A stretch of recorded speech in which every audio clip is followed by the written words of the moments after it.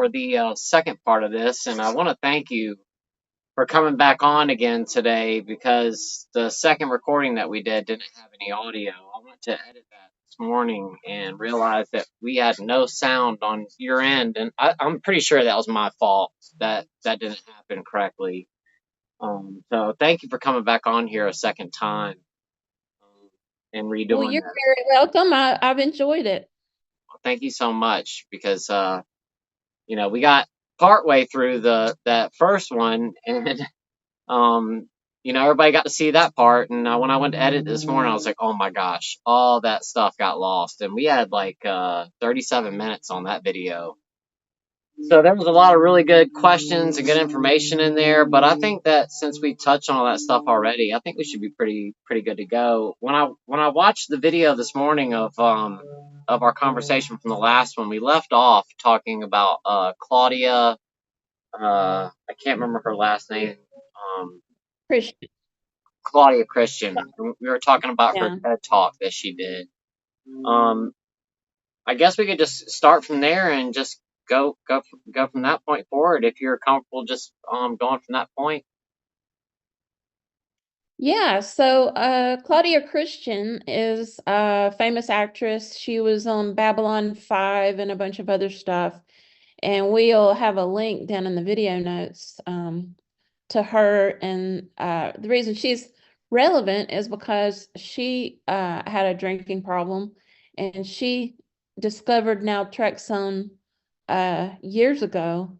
And I saw her TED Talk years ago. I remembered that once I started taking naltrexone.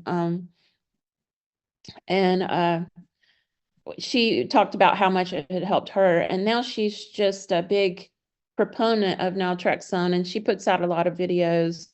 There's links to her naltrexone videos down in the video notes. Okay. But she's very involved in promoting naltrexone, since it's helped her so much and so many other people.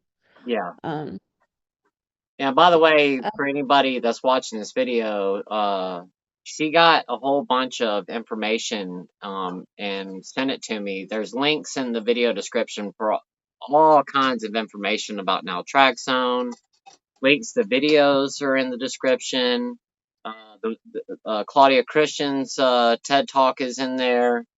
So if you guys have any questions about any of this, just go to the video description, and she is kindly went and added all that stuff for me. All the links. There's tons of information in the video description if you're interested in looking into this a little bit further. But we talked about Claudia Christian and how it helped her so much, and it sounds like basically from what she said and in her talk, pretty much the same thing that it did for you.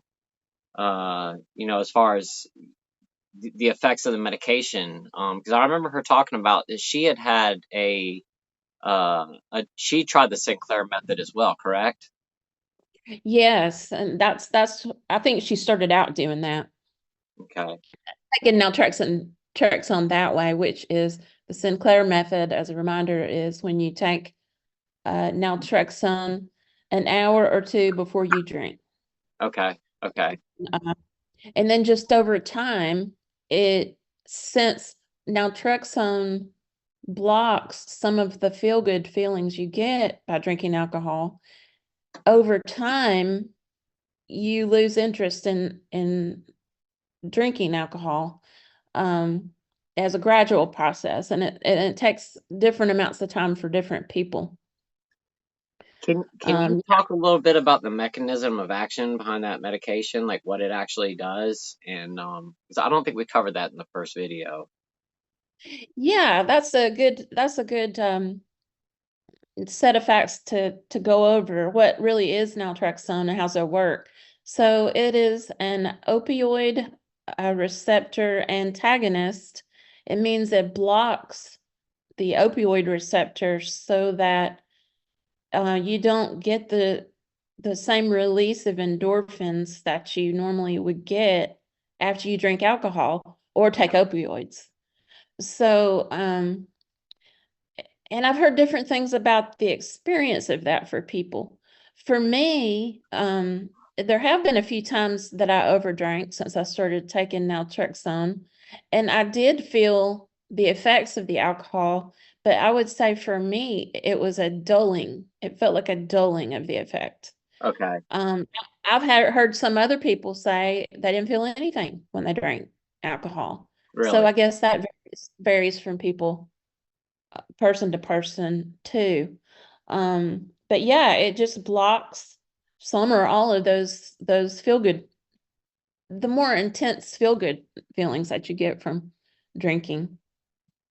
But in my case, you might wonder, well, do you feel like you're missing something? And then do you want to does that make you want to drink even more and more and more? And it might be that way for some people, but it wasn't that way for me.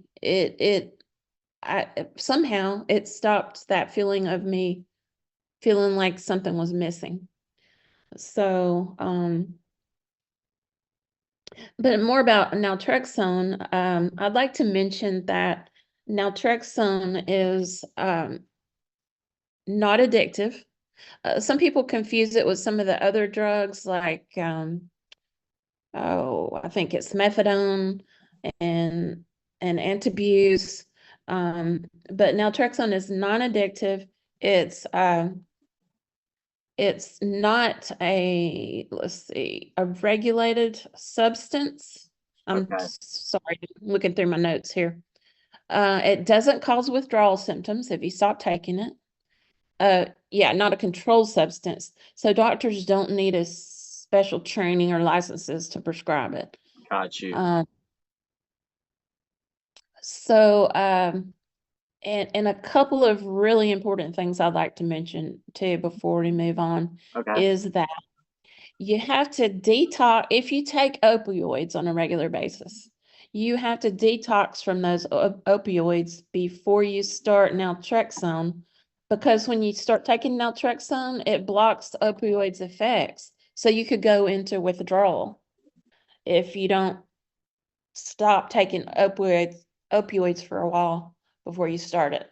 now And another, is it okay. naltrexone? Is it similar to naloxone, the nasal spray they give people for opioid overdose? Well, yeah, I had to look that up, but naloxone is the same thing as hold on, I'm looking through my notes. Is the same thing as Narcan. And is that how they use that in that spray form sometimes, right? Yeah, Um, paramedics and police officers, they carry that around with them for yeah, overdoses. so that's a fast-acting medicine, and it reverses the effects of opioid overdose.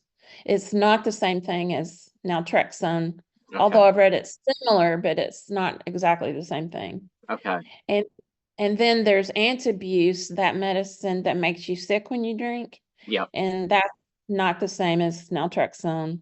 And then methadone, which is a narcotic that's used to treat withdrawal from opioids, and that can be addictive. yeah, So that's a whole different thing too. okay. So yeah, so I just wanted to mention those because those are really important Can you talk? factors to consider. Yeah, absolutely. Can you talk a little bit about the side effects of naltrexone? Yeah, I can tell you the side effects that I had. I had a low level headache for several days. It might have been caused by the naltrexone because I don't usually have headaches. But it was easily handled with Excedrin. And then a couple of days, I had a low level of nausea, and it was easily handled with uh, just an over-the-counter nausea medicine. I think it's called Bonine, the brand. Okay, But and that's the only negative effects I had, or that I would call negative. One interesting effect I had though, uh, is that for about a week, um, food did not taste as flavorful. Like it would tasted kind of bland. And then I couldn't figure out what I wanted to eat because everything seemed bland to me. And I didn't associate it with naltrexone at first, but I think that probably was caused by the naltrexone. But unfortunately, it went away. I say unfortunately because I'd like to lose some weight, and maybe that would have helped. I But understand. maybe my body was getting used to the naltrexone and it rewired something. I don't know. But now I don't have that. Foods taste normal again. But having said that, some people use naltrexone to try to lose weight, especially in combination with bupropion, which is brand name Wellbutrin. Some people use that, by the way, for to help them lose weight. Okay. So some of these things might be something I'll talk to my doctor about later, and maybe, increasing the dose if we think I need to, or of naltrexone, because I've read that some people go up to 100 milligrams, and I'm taking 50 milligrams now. But just something that I might keep in mind to. It's always good to keep, the conversation going with your doctor about how things are going. Now, is that something that when you move up to like 100 milligrams, is this something you take twice a day at that point, or do you take the whole 100 milligrams at the same time? Do you know? I'm not sure, but it would make sense to take it twice a day because another thing I wanted to mention is that when you take naltrexone, the peak effectiveness of it is at 1 hour after you take it. And then it starts fairly quickly going down in effectiveness. And I think at 13 hours is when it pretty much ends its effectiveness. Okay. Um, so that would make sense. And that's something else to talk to your doctor about.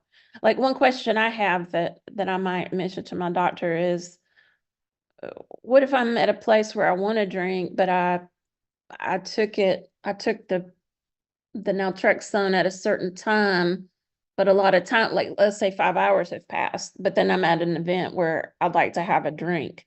Um, is it going to be still effective? So that's something to consider and discuss with your doctor. Got you. Got you. Um, have you ever taken your naltrexone and, gone past that period of time and then had a drink after that? And did you have any of the effects from the alcohol if you passed that threshold period of time? I did. I'd say I've overdrank. I've been taking naltrexone for 2.5 months, and I have overdrank maybe around 3 times. And one time is when I forgot to take the naltrexone. And then I Okay. started having those same thoughts that I used to again. Like clockwork. It was weird. And this is probably pretty fairly close to, I mean, it was a while back, like maybe a month ago. Okay. And um and I overdrank. So probably the most I've had to drink when I overdrank is 8 beers. And but now keep in mind that when I was the times that I overdrank the worst before, it was like at 12 to 14 beers. So that's still it's better. Well, not as bad. I'll say that. And then another time I overdrank, it was 4 beers. And I can't remember the third time, but um when I overdrank, I did feel like I was getting drunk, but it was a dulling of the feeling, I'll say that. It wasn't as intense of a feeling. So a lot of times I drank to feel relief from high stress situations. So I can say that it just wasn't as potent a feeling of relief. But I Okay. could tell that I was the effects of alcohol somewhat. But I have heard other people say they weren't able to feel it. And that's another point of caution, because you can't, naltrexone doesn't stop you from getting drunk if you drink. But for some people, and I guess this is on a continuum different for different people, it can make you not feel as drunk. So you can see if you're determined to drink, um, you could get into trouble because you don't feel as drunk. So you might drink. For some people, they might drink even more, so, and then they might try to drive because they don't feel, hopefully not, because they don't feel as drunk. So that's another point of caution. Yeah, and that makes sense too, because one of the things that comes along with alcoholism, and I've talked about this on the channel before, you know, people that tend to get wound up when they drink, uh, people that get a lot of energy, um, uh, they just get like amped up. Some people can take a downer and it'll make them wired. And I'm wired that way. I've always been that person that if let's say I took an upper, I go down, but if I take a downer, I go up. So alcohol as a depressant is a stimulant to me, which Mm. should have been a red flag. And I wasn't aware of this when I was younger, but with all the information that's out there now about AUD and alcoholism and all that stuff, and the amount of information that's out there. They talk about this a lot now. That if you do tend to get hyper after drinking, that's a red flag. Be very careful because that's like a red flag for that you're probably going to have a problem with alcohol. Um, but That's interesting that you say that. Like I didn't know that. And it just brought to mind that I do get, my mind gets very active when yeah, I start thinking. Like I'll think of, I'm an artist, so I think of all these creative, it like there's an explosion of like creativity in my mind, and I want to talk a lot about it. So I yeah. guess that's the same thing you're saying about getting amped up on, Yeah, yeah. exactly. And like if you're the type of person that starts drinking, you get really talkative, just like you were just saying. You get really happy. Um, you get that really. Some people, most normal people that drink, they start to get a little tired and lethargic after having a couple drinks. Where most people with AUD, it's the exact opposite for them. When I drank, I would get a lot of energy, and I could get out and do all kinds of stuff after drinking. And alcohol worked as a painkiller for me as well. Uh, and the Oh, yeah. one of the questions I wanted to ask you is that after taking naltrexone and over drinking, did you experience a worse hangover the next day, or was your hangover pretty relative to your other hangovers? So was there any difference in your hangovers after taking the naltrexone and over consuming? I don't think so because the most I drank when I overdrank with naltrexone was 8 beers, and that normally would not cause me to have a hangover, or either not a very bad one. And it was basically the same. I probably felt a little worse the next day, but not too bad. Okay. Um, yeah, for me, I guess it was probably about the same. So do you still practice the Sinclair method, or are you step away from that, or was that one of those things you kind of experimented with for a little bit and decided that's it, or is it something that you're still using? Um, I don't want to dig Well, I too guess, deep. oh, it's okay. I guess I'm kind of sort of, or maybe in between, because the way I started taking naltrexone is I started taking it at about 3:30 every day, and I took it with food, and I added a multivitamin just because I thought it might be a good idea. Okay, Um, and the reason I did that is because uh, that's when I usually started drinking about 5 o'clock. And I knew that the peak effectiveness time for naltrexone is about an hour after you take it. So I would take it every day. And then later, I decided to try it with that Sinclair method, and start trying to see if I could drink and then control my drinking. And for the most part, I could. I had those 3 times where I overdrank. And that was probably maybe a month ago. But more recently, since I've been so involved in gardening, I'm busier, and there was a period just recently where I forgot to take naltrexone for a few days, and it just extended to like 6 days. And I was real busy though, so I had something to occupy my mind. And there were 2 beers in my refrigerator, and I did not even think about drinking the 2 beers. That's And amazing. I wasn't taking naltrexone. And that's real recent. So I've been taking it for 2.5 months. So at first, a couple of times when I forgot taking naltrexone, those thoughts would come right back about alcohol. Yeah. But now, and I'm sure a component of it is I've been busy, something to occupy my mind. Oh yeah. Now I didn't even think about it, but I restarted taking it every day. Just, I just I don't want to let down my guard too much. Oh no, absolutely not. I just did a video the other day about keeping your guard up at all times. When I came across that liquor bottle, I wasn't expecting to find that bottle with anything in it. Can Let me ask you a question. I wanted to talk to you about the slight liver risk with the naltrexone. If you could touch on that and just talk about that a little bit. Yeah, like when you look at the list of side effects for naltrexone, it's rare. It says it's rare, but there's a slight liver risk. So certainly that's something that everybody should talk to their doctor about. I wouldn't take it without getting regular liver tests. I'm pretty cautious about medicines anyway. Yeah. Um, so which may seem ironic because I overdrank for so long, but um, so I get regular blood work anyway every 4 months because of cholesterol. And in that set of blood work, they test my liver regularly. And the last time I had it tested, which was very recently, there was no problem with my liver. Well, I've been extremely that's lucky awesome to that, hear.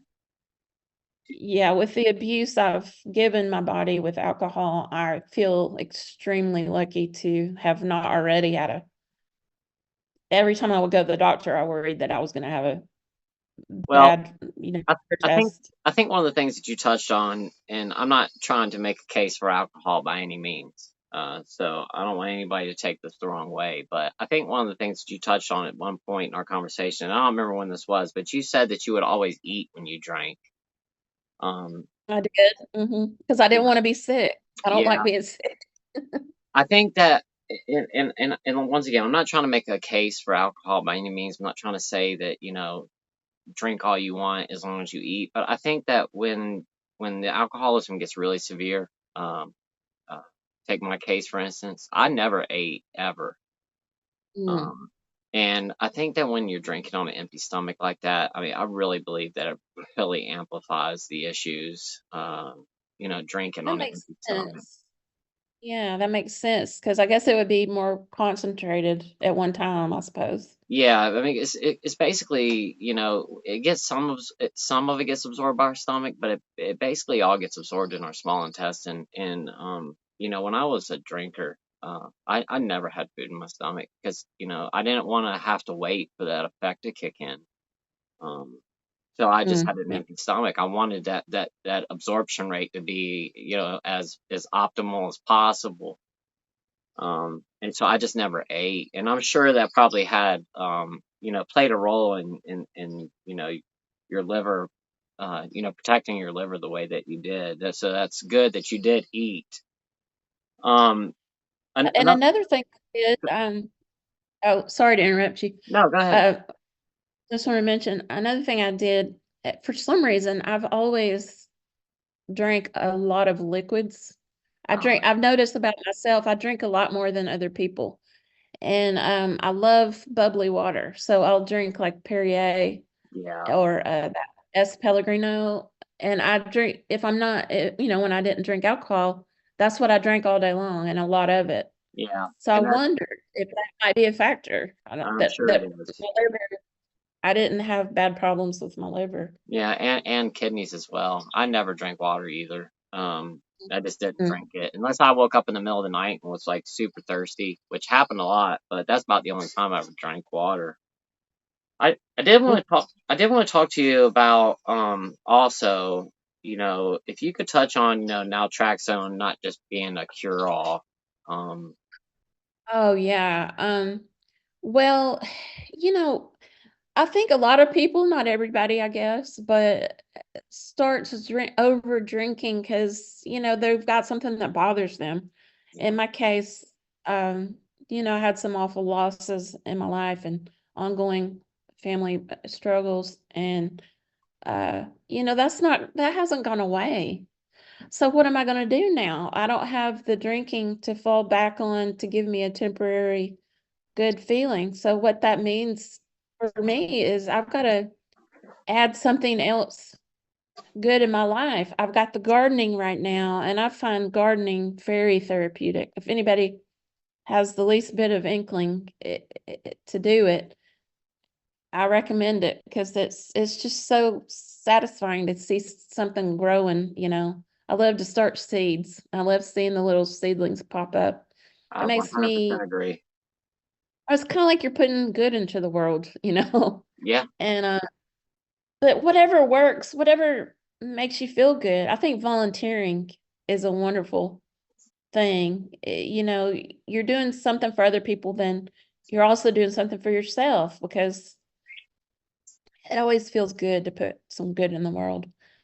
But you gotta find ways. Like something I need to do a lot better at is making connections with people and keeping in contact, building relationships with other people because I tend to isolate with depression. yeah, yeah, So think I think it's not a good idea to look at naltrexone. Oh, it's going to cure my drinking, so that's all I need to do. It's so important to, figure out why uh the at least the part of it that's psychosocial.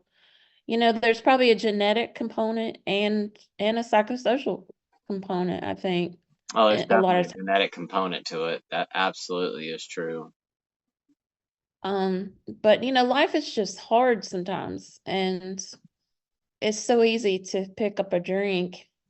I mean, you have to go to the grocery store, and there it is right in front of you. Yeah, I mean, so uh, I guess it's this thing about don't let down your guard. I mean, I need to remember this myself is to take care of myself in a bunch of different ways, and then so that I won't be tempted, to just try to drink through the naltrexone when a horrible, stressful day comes up.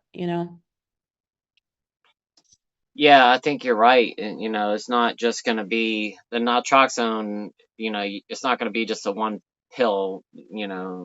And that's it. And that's you forget all about it. There's going to be some work that we're going to have to do on ourselves. On top of that as well, finding something to keep ourselves busy. Yeah, I think you're 100% right about that, and I talk about that all the time. Finding a hobby, something to keep your hands and your mind busy, because that you start getting bored, and that's the first thing that your mind's gonna move to is I'm bored. I could be sitting here right now with a cold beer in my hand or a drink or whatever, and it's gonna make whatever situation I'm in just a little bit more interesting. Um, Yeah. I would just sit on my back porch at night by myself with nothing. I would just have music playing and I'd sit there with my drink for hours on end. And, I was all by myself and I could be easily entertained with a bottle and just sitting on my back porch and some music. And, I don't do those I types of mean, things anymore. let's face it, it's enjoyable, but Yeah. sometimes until it's not, No, you're exactly right. And that's the thing about alcohol. And that's one of the things I remember we were talking about. And I don't remember if it was in the second video that we did or the first video, but talking about how sneaky it can be.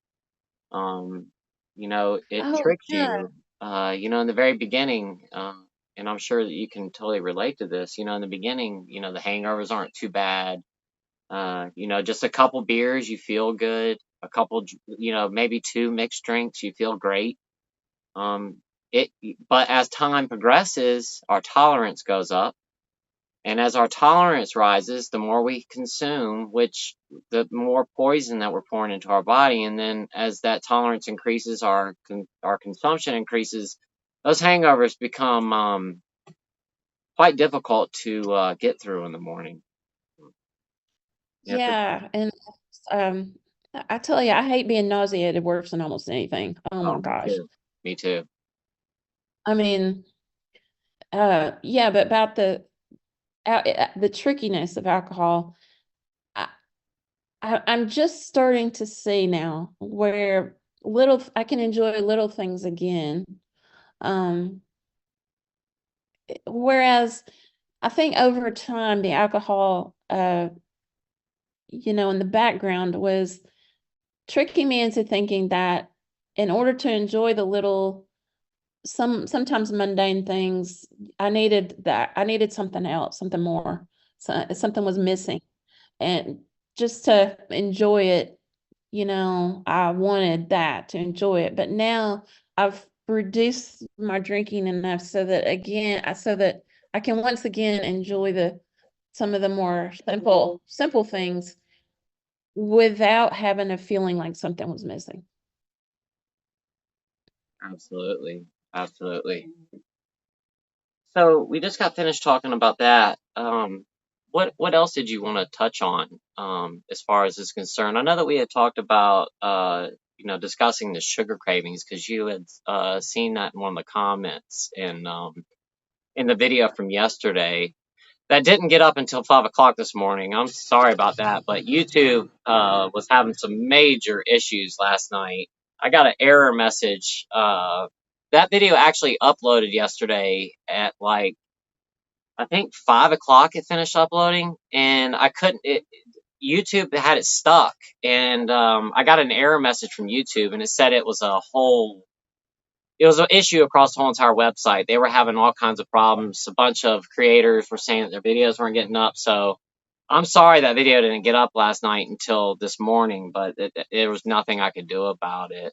Um, Oh man. yeah. Man, well, I see that it's gotten a great response, the first video, and that warmed my heart. Oh And no, it's been.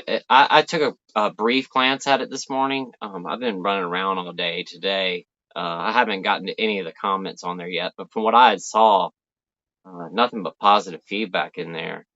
Um, and as a matter of fact, yesterday was the first time I've ever missed a video, ever. oh Which, wow. yeah, I I noticed how much content you put out. That's just amazing. thank you. I have had a video up every single day since Thanksgiving Day. Not one day have I missed, and Wow. I didn't mean to miss it. It was a problem with YouTube yesterday. Well, Um, yeah, that wasn't you couldn't help that. I know it's just really frustrating because I know there's people out there that were looking for the video and it just wasn't up. But anyway, Yeah, if you could talk about the sugar cravings. yeah. So when I saw that comment, about they wondered about something about the sugar cravings coming back after greatly reduced my drinking. And I was like, oh, I didn't know anybody else had that. That must be a thing because when I was drinking so much, my sweet tooth went away. Yep. And then when I greatly reduced my drinking, my sweet tooth came back. It did. And no, for me, the naltrexone didn't block my sugar craving. So I started eating chocolate now. So, and that's also something my doctor's mentioned to me. She's like, she usually mentions, when I go about I need to lose weight. I know I do, and I want to. Um, but yeah, now I've got chocolate cravings, so it I didn't think block I think most people, those. when they remove alcohol, they end up getting sugar cravings because alcohol basically is sugar. Um, Yeah, and when you it turns into that in your body, right? yeah, basically, and one of the things your brain actually loves alcohol because it can metabolize it so easily, and Hmm. a lot of people do move to sugar after alcohol, and I don't know if that's necessarily just is such a horrible thing. Um, It's you better know, than over drinking, I think.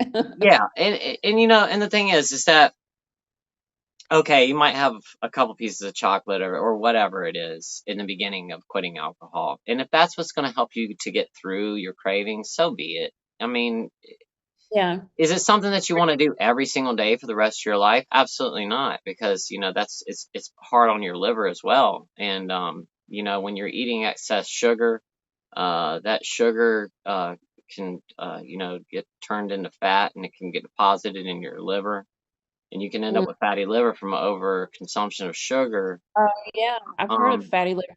Hmm. yeah, which can lead to cirrhosis if it doesn't get reversed. But the thing is that in the beginning of quitting alcohol, if for a couple weeks, a month, or whatever it is, a short period of time, if that's what it takes, so be it. I just don't see anything wrong with that. If you have diabetes, it's probably not a good idea.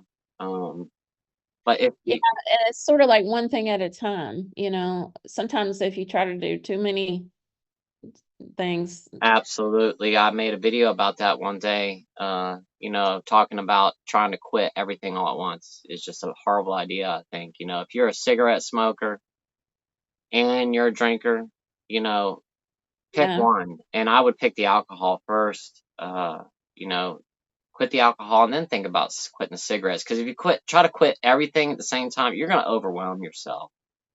Um, yeah, and you're just going to fall right back into it because you're not going to give yourself enough of a break. It's just going to be way too much on you. I mean, quitting smoking already is already hard enough for so many people, and then already quitting alcohol is so difficult. So trying to quit both of them at the same time is just I couldn't imagine. Now I did it, but I was sick and in the hospital when it happened. And then when I got out of the hospital, it was yeah. what it was. At that point, I just didn't go back. But Yeah, I mean, getting to know yourself and your limits and your tolerances, I think is an important part of the process. And trying to figure out what's wrong and what you could replace. What are some good things that you can replace these bad coping mechanisms with? absolutely, absolutely. Well, another thing I wanted to mention that's very important, that I've forgotten to mention a few minutes ago, is that it's important to know that opioid pain medication will not work if you're taking naltrexone.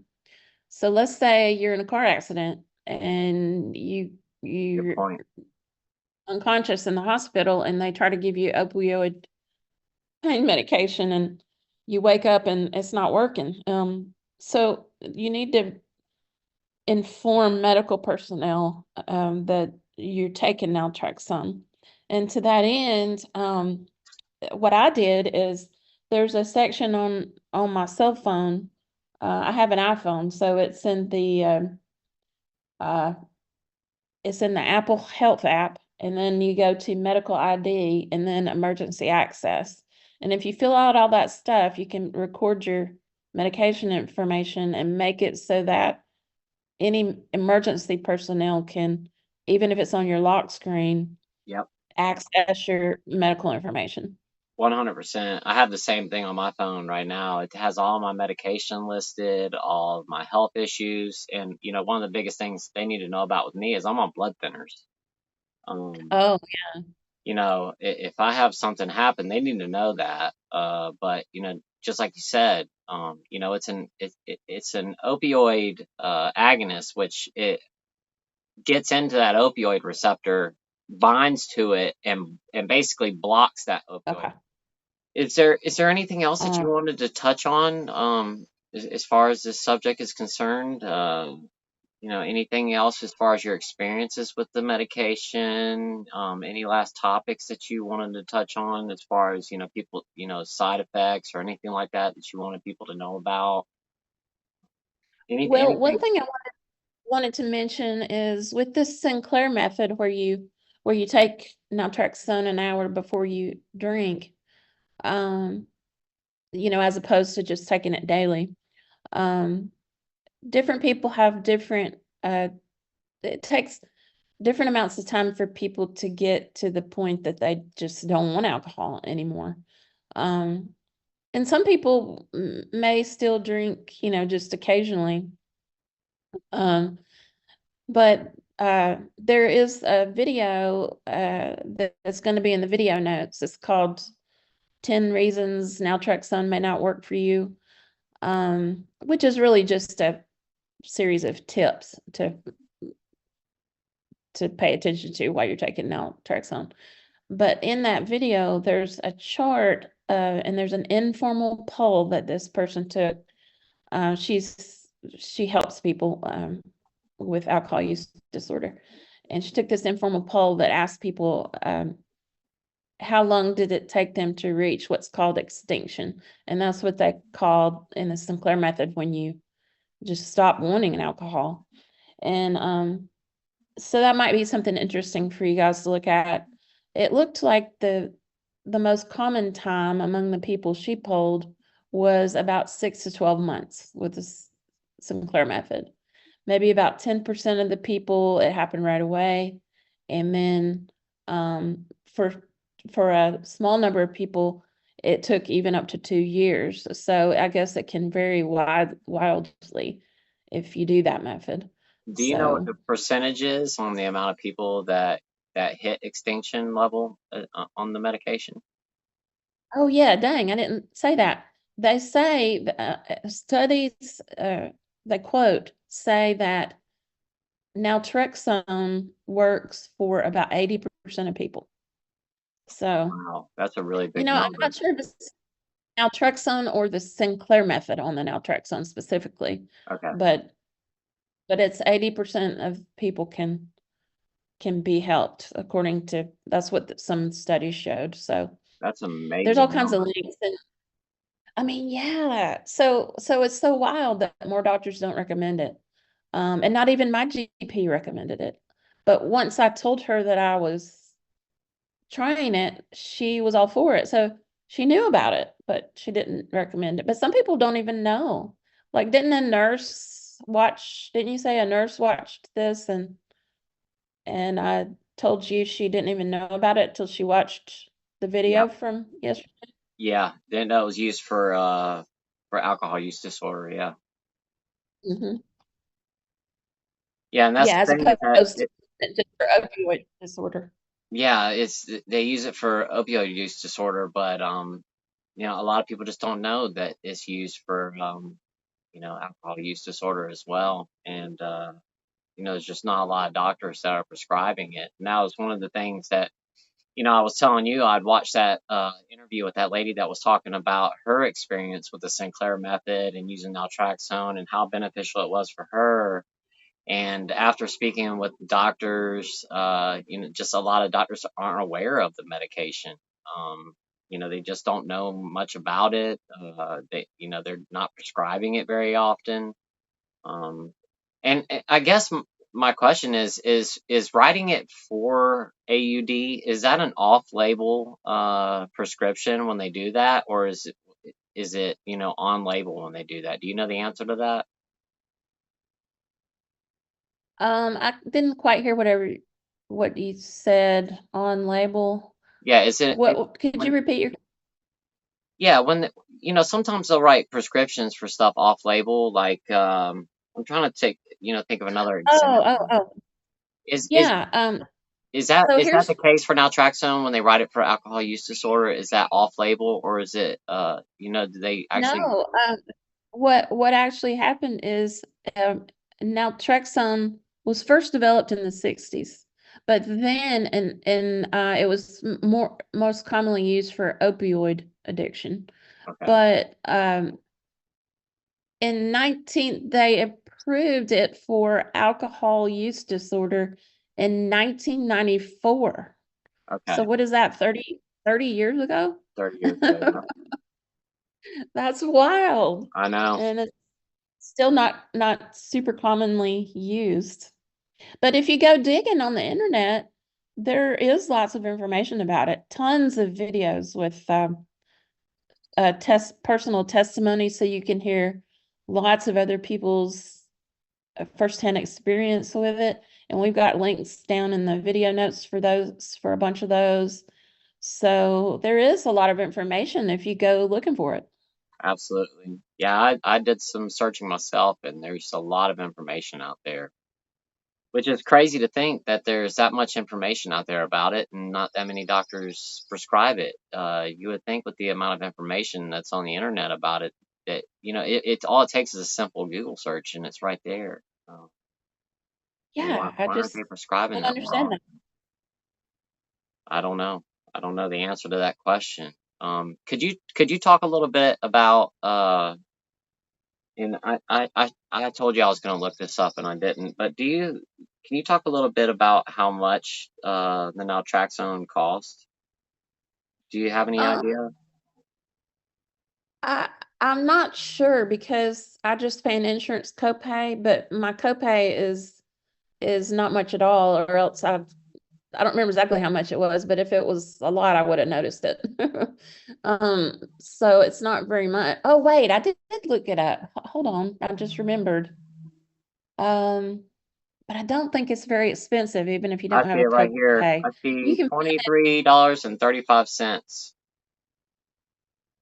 with looks like that on GoodRx. It's 23 bucks Oh, for a yeah, yeah. prescription. Yeah, that I now you're reminding me. I did look that up. And just think, if I think about how much money I've saved by not um buying alcohol, and two, what if I put all that money in savings? Just think how much money I would Oh, have. absolutely. Um, Absolutely. I remember we talked I about mean, this at some point in our conversation. A 12 pack of beer, I don't know how much a 12 pack costs these days, but I would imagine it's probably somewhere around $15, $16 for a 12 pack. Now if you're drinking, probably I usually bought it in 6-pack form, so that would be like $11 or so per 6-pack. So that's like $22 that I would probably yeah, so you're spend. saving, you're spending that in 1 month for your medication. I'm looking right here and it says Publix on GoodRx is $24, and then it goes all the way up to like $40 at Costco. So that's about the most expensive using GoodRx. So not expensive at all. Um, Yeah, and when you think about it in the context of the money you'll save by not buying alcohol, then it's free, of course. it goes much deeper than that. Um, Mhm. you know, if you Oh, no. if you take Oh, go if ahead. you factor in the medical cost, um, after a long period of time of Oh, drinking and all yeah. that kind of stuff, I mean, you're saving yourself not only your life but so much money and just, I mean, Oh, yeah. we're talking about, the whole gamut. That And productivity, you'll probably increase your general absolutely. productivity. Absolutely. You're not waking up hungover every single day and, spending the first 2 or 3 hours of every morning nursing your hangover and, waking up sober every single morning, getting up early and jumping right out of bed is a really good feeling. And not Mhm. getting up and go ahead. Oh, and there's also, I just remembered I hadn't mentioned this. There's also an injectable extended release form Oh, of okay. I didn't know that. naltrexone called Vivitrol. Okay. Okay. I just saw the Vivitrol when I just looked up naltrexone. And it's usually given once a month. Oh, So wow. Okay. I don't have any experience on that, but that's something to look up and read about. It's more expensive though. When I looked up costs, I think it's over $1,000 maybe, but Oh, if wow. your insurance pays for it, you know. I would imagine at that, uh, with it being injectable and lasting for that long, though, I would imagine that it probably has higher of an impact on your liver if you're taking that monthly injectable. Oh yeah, it might. That's something to certainly ask. That's something to look into, definitely for sure. Also, there's the issue of, does it lose its effectiveness over the course of the month? I don't, it probably does. I mean, it's I'm not all sure. questions to ask. Yeah, I see it right here. It's a once a month um, shot that you can take. And they're talking here about, Mm-hmm. taking Vivitrol and counseling. Says that it's been proven to reduce the number of heavy drinking days in patients with alcohol dependence who are able to abstain in outpatient setting. In a study of 624 patients with alcohol dependence, those who received Vivitrol, oh, oh, here it is. Those who received Vivitrol and counseling had a 25% fewer heavy drinking days per month compared with those who received placebo injection without medication and counseling. Patients were studied Yeah. for 6 months in an outpatient setting.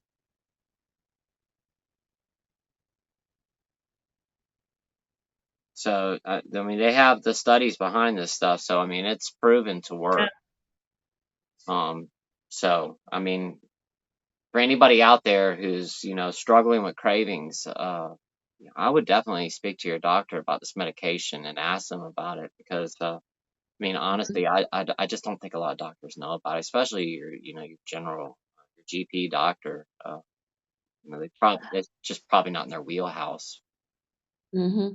And like for me, I think I needed that. It's been so helpful. I think I needed, like, it was so tempting to me because of this ongoing terrible situation that bothers me all the time, and I have no control over it. It's so tempting to try to soothe myself with alcohol.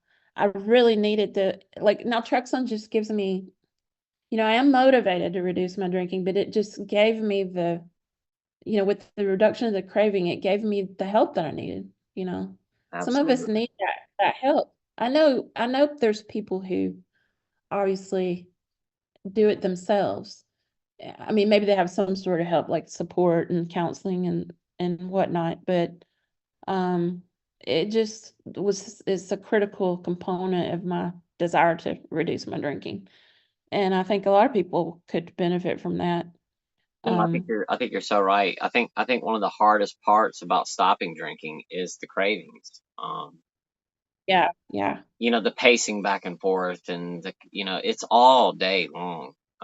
Especially in like the first week, uh, it's almost unbearable. It's just the constant thought of if I could just have a drink, I would feel better. This feeling Mhm. would go away, and if you could just, take a pill and that goes away, um, I mean, I can only imagine how many people this medication could help because, once again, that's probably the hardest part is getting through those withdrawals and the cravings. Oh, and I've heard there's some controversy in like the AA community um about naltrexone. Like some of them I've read frown upon it because it is a medication, and maybe they just think it's better to do it on your own. Um, I don't know. I wonder if they think it's kind of like too much of a crutch or something. I don't know. I And don't I I don't think respect so. their opinion. I mean, I respect their opinion and everything, but for me, I'm not bothered by that. I'm thinking, alcohol use disorder is very dangerous. Absolutely. And if that's what helps me, shoot, that's a no-brainer for me. Absolutely. I agree with you 100%. I don't see any problem with cheat codes at all. If it's gonna help, to get the alcohol out of your life, then so be it. Use it. Use the cheat code and to get past that because there's a lot of suffering that goes involved in that. Um, a lot of struggling, a lot of suffering, a lot of mental struggling with those cravings. I mean, it's horrible. I mean, I've been there so many times, and to be able to take a pill and make that go away, I mean, I say go for it. If your doctor will prescribe it to you, as long as you're able to take it, you don't have, some kind of medical problem that would, not allow you to take that medication. I don't know what those might be. But I'm sure there's probably something, you might be allergic to something that's similar to it, or um, Yeah, I'm sure there's certain individuals who cannot take that medication for whatever reason that may be. I don't know what those reasons are, but I'm sure there are yeah, some. You might be taking another medication that might counteract with the naltrexone or something like that. And I didn't look any of that information up, but If you're able to take it, I would definitely do it. If I relapsed and, was going through cravings again, I would absolutely speak to my doctor about taking it. I finally decided the rare risk to my liver with naltrexone was way better than the for sure big risk I was taking, uh, gambling with the health of my liver by drinking as much as I was drinking. Yeah, So it's just a much smaller risk for me. I finally decided. So that was acceptable to me. Finally, I finally decided. Because I definitely was going down the wrong, had habits that were going to harm my liver in the long run. There was just no getting around that. So absolutely. with my drinking. Well, we are coming up on just a couple minutes left here. Any last points you want to add or anything you want to add here? I just want to say thank you. I just happened across your channel just as I started taking naltrexone. I was kind of in the crisis mode there. Um, and I decided, I've got to do something different. And your channel came at just the right, I found it in at just the right time for me. And I want to say thank you because of the kind and gentle way you talk to us, and the accepting way that you talk to us. Because, not everybody's is understanding and compassionate for this particular problem, alcohol use disorder. And it means a lot to me, and I love watching your videos. It kind of gives me an anchor to uh and your videos are hopeful, and they just help me tremendously. I just want to thank you for all you do I for really people and appreciate you for saying me. that. At the end of the day, I suffered with this for so many years, and I really I know how bad it hurts, and I know how many people are out there struggling with it right now, and whatever I can do to help, because I know that I struggled so hard with it, and I didn't see any way out, and finally getting out of the grips of it, and I got a second chance at life, and I want to use this opportunity to help others. And it kind of reminds me that nobody decides they want to be have alcohol use disorder. Absolutely not. Nobody ever decides that. No, they don't. People's bodies respond differently to alcohol, and genetics play a role. And so I hope that someday the stigma will be reduced, and you're doing your part, a big part to help that I really appreciate be that. reduced. I I really appreciate do. it. And we talked about this, but there is a lot of stigma behind this, and I've been treated pretty poorly because of it. And I'm sure there's a lot of other people out there who have as well. And the thing is that I just want people to know that we're human beings as well. Uh, just like you said, we didn't decide to make this, to become addicted to alcohol. It's not the way this game works out. And I just want more people to realize that we got to approach this with compassion and empathy. And you know, once again, we're all in this together. We're all brothers and sisters, and we need to help each other out instead of pointing fingers and saying, you did this to yourself and pull yourself up by your bootstraps and stuff like that. It's a choice, and it's easy to just lend a helping hand to somebody when they're in need. Um, and that's all I want to do here is just try to help anybody I can. And if my videos help, then that's my mission. And I'm so glad to hear that they helped you out. Um, and I really appreciate you saying that, because it does mean a lot to me. Well, we love you, and we are rooting for you, and and I wish all the good things for you and your family. You're special, and thanks for treating us like we're special. Thank you so much. Well, all of you are, and I love every single one of you guys, and I mean that from the bottom of my heart. I really do.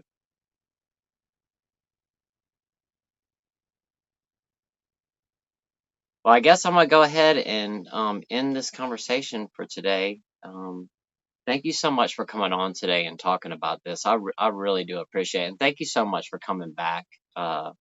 Since I messed up the audio on the last video, I really appreciate you taking the time out of the day again to redo this video for today, because this information is so important for everybody to hear. So thank you so much. I can't thank you enough for taking the time to come back on again. And I know it's Friday, and you've taken a huge chunk out of your day today to talk about this again. It just shows how dedicated you are to helping others too. And I just want to thank you for that. You're very welcome, and I'm thrilled to share it because it's it's just been a lifesaver for me. Absolutely. Well, thank you so much, and I hope to see you again soon. Maybe we can talk again and do another talk maybe later on down the road and see how the naltrexone is working for you a few months from now. I thought about that. That'll be interesting to see over a long time how it's going. Absolutely. I really would like to do that. Well, thank you so much, and I'll go ahead and let you get back to your Friday. I hope you have a great day. You too.